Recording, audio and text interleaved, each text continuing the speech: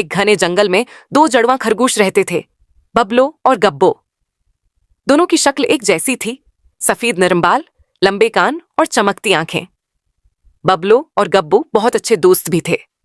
روز صبح وہ مل کر گاجریں تلاش کرتے، دوپہر میں چھپن چھپائی کھیلتے اور شام کو ایک درخت کے نیچے آرام کرتے۔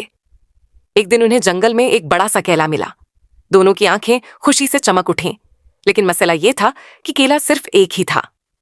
گبو بولا، چلو ہم اسے آدھا آدھا بانٹ لیتے ہیں۔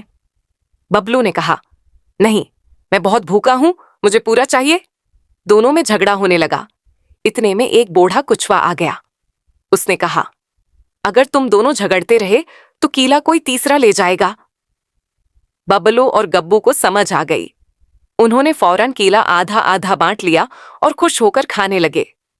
سبق: چیزیں بانٹنے سے دوستی بڑھتی ہے اور لڑنے سے نقصان ہوتا ہے۔